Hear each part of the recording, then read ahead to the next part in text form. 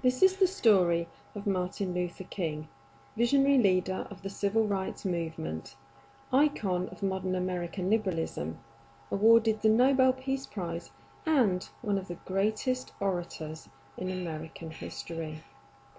This is also the story of his assassination on the 4th of April 1968 at the Lorraine Motel, Memphis, Tennessee, where King was staying in order to support workers' protests against low wages and poor working conditions. 2 months after King's death, an escaped convict, James Earl Ray, was arrested. So, what was the evidence used to arrest Ray? Well, for a start, there was a plethora of eyewitness accounts linking Ray with a guy seen running from the crime scene. The manager of the boarding house opposite the Lorraine gave a positive ID of Ray and added that he was well dressed with a substantial amount of money in his pocket. Another positive ID was made by a shop owner where Ray purchased a pair of binoculars. Finally, fingerprints were found in the getaway car and on the rifle matching those of Ray.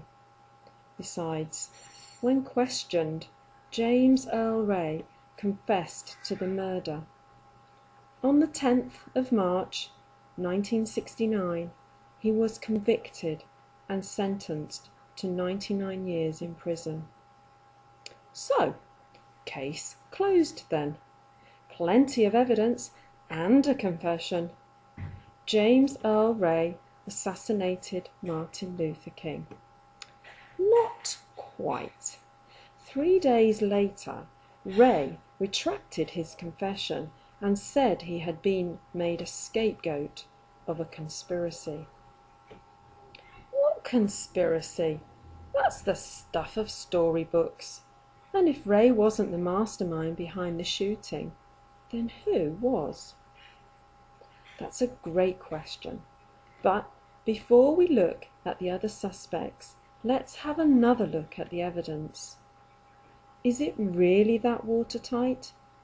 A racist, petty criminal looking to make a name for himself stalks a well-protected king and finally kills him.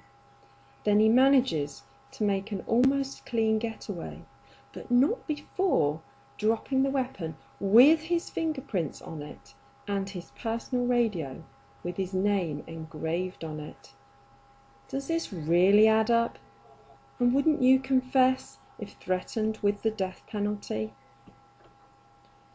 Okay, said that way, it does sound very fishy.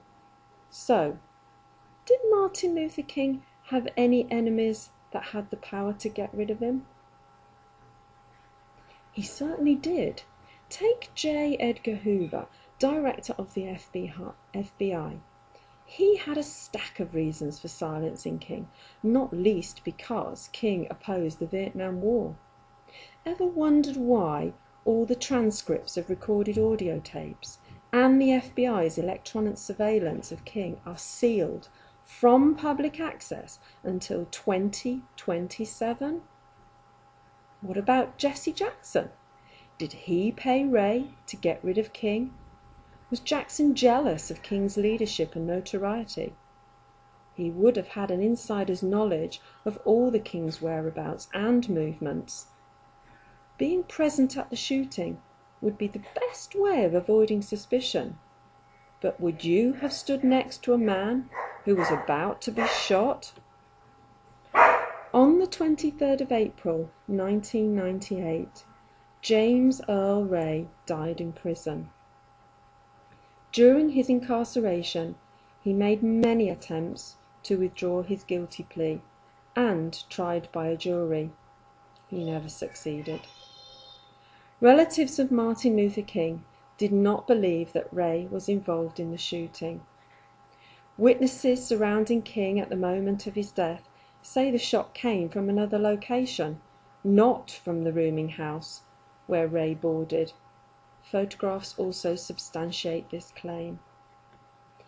In the words of Bevel, "There's no way a 10-cent white boy could develop a plan to kill $1 million black man."